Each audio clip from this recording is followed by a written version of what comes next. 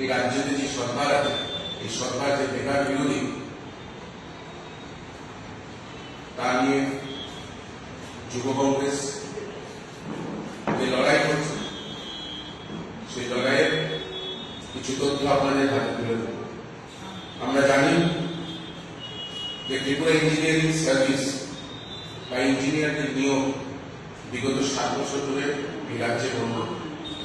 2016-17 সালে শেষবারের মতন টিইএস পরীক্ষার মাধ্যমে 298 জন ইঞ্জিনিয়ারকে নিয়োগ করা হয়েছিল এবং 2018-তে ভারতীয় জনতা পার্টি সরকার আসার পরে এই ইঞ্জিনিয়ারিং নিয়োগ বন্ধ। আমরা জানি যে 2023 সালে 400টি ভ্যাকেন্সি দিয়ে টিএস একটি পরীক্ষা সংগঠিত করে এবং এই পরীক্ষাতে নতুন কিছু নিয়ম এবং আইন তারা অ্যাড করে, যার মধ্যে পরীক্ষায় প্রিলিমস, মেইন এবং তারপরে নিয়োগ ইন্টারভিউ। এই প্রিলিমসের পরীক্ষা যখন শেষ হয়, রাজ্যের বেকার ইঞ্জিনিয়ারদের তরফ থেকে একটি দাবি উঠেছিল যে পরীক্ষার প্রশ্নপত্র ভুল, এই যে পরীক্ষাতে যে প্রশ্ন করা হয়েছে এগুলো আউট অফ সিলেবাস এবং যে প্রিলিমসের নতুন এই যে নতুন পরীক্ষা নেওয়ার যে প্রিলিমস পরীক্ষা নেওয়ার যে নতুন নিয়ম, তার কোনো গাইডলাইন বা কোনো প্র্যাকটিস পেপার ছাত্রদেরকে দেওয়া হয়নি এবং যে প্রশ্ন বা কি অ্যান্সার্স তাদেরকে দেওয়া হয়েছিল তা টোটালি ভুল। যেখানে নিয়ম আছে যে 100 নম্বরের মধ্যে 20 মার্কস মানে 20 নম্বর জিকে এবং কারেন্ট অ্যাফেয়ার্স নিয়ে হবে, 80 মার্কেটিং, ইঞ্জিনিয়ারিং, টেকনিক্যাল কোশ্চেন্স হবে, এটার মধ্যে 15 মার্কসের অঙ্ক থাকবে।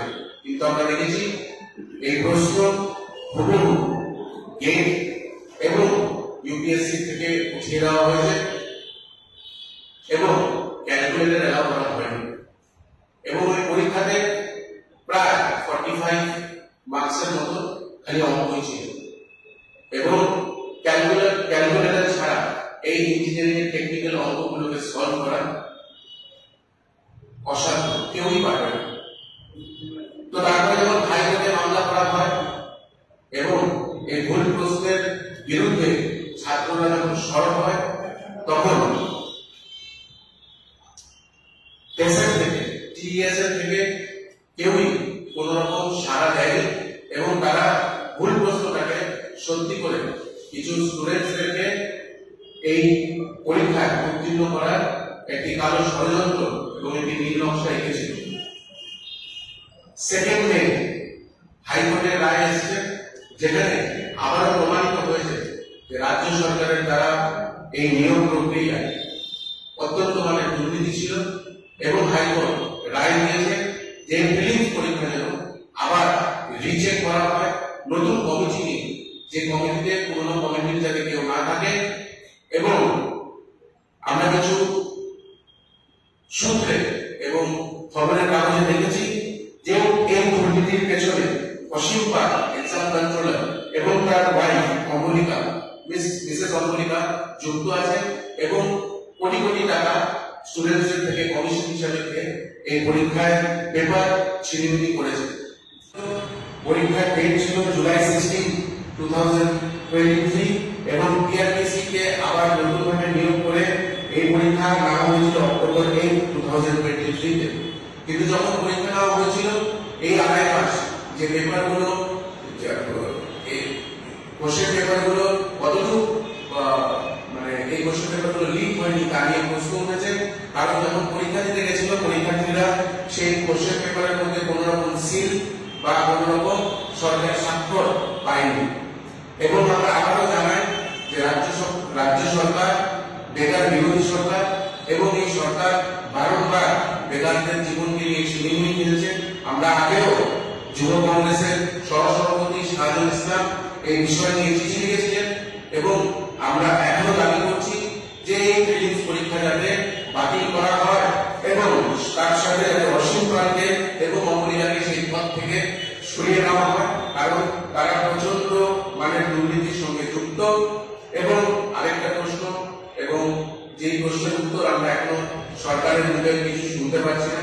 আমরা কিছুদিন আগেই জানি যে কোঅপারেটিভ ব্যাংক নিয়োগে যে আসাম যাওয়ার বাসটিতে অ্যাক্সিডেন্ট হয়ে একটি তরতাজা প্রাণ মারা গেছে, তাকে কোন রকম সাহায্যের কোনো আশাই এই সরকার দিচ্ছে না।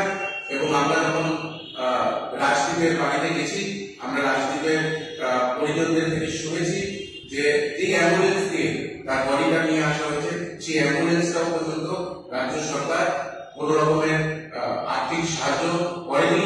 আমরা দাবি জানাই।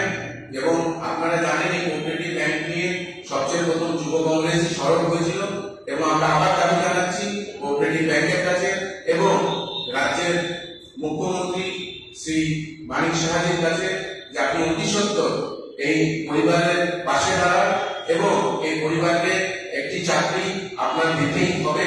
এই দাবি জানিয়ে যুব কংগ্রেস আজকে আরো দুই তিনটে কথা যেটা বলতে যাচ্ছে, সেটা হয়েছে যে আমরা দেখেছি যে প্রত্যেকবার এই যুবকদের জীবনকে নিয়ে ছিনিমিনি খেলা হচ্ছে। আমরা আরো দেখেছি যে এই রাজ্যে কমিশন ব্যবসা চারিদিকে ছেয়ে গেছে, যেখানে যাচ্ছি আমরা দেখছি মার্ডার, মুখে অ্যাসিড মেরে দেওয়া বা নানান রকম নোংরা জিনিস এই রাজ্য জর্জরিত। কিন্তু আমরা দেখেছি খুব অবাক করার মতো ঘটনা যে রাজ্য সরকারের তরফ থেকে কেউই এখন মুখ খুলছে না। রাজ্যের মুখ্যমন্ত্রী যে সবসময় বলেন, যেখানেই যান সেখানেই উনি বলেন যে ত্রিপুরা স্মার্ট সিটি এবং নরেন্দ্র মোদীজির অ্যাডভার্টাইজমেন্ট করেন।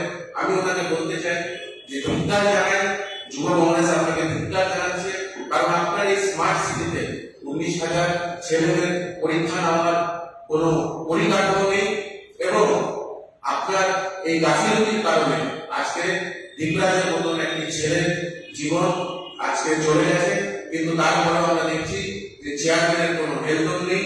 আমরা অতি সত্বর আবারও প্রোটেস্টে নামবো এবং আমাদের যে দাবি যুব কংগ্রেস থেকে আপনাদেরকে জানানো হয়েছে, আপনারা যাতে অতি সত্বর এই দাবিগুলোকে মানেন, না হলে আমরা বৃহত্তর আন্দোলনে সামনে দিকে নামার চেষ্টা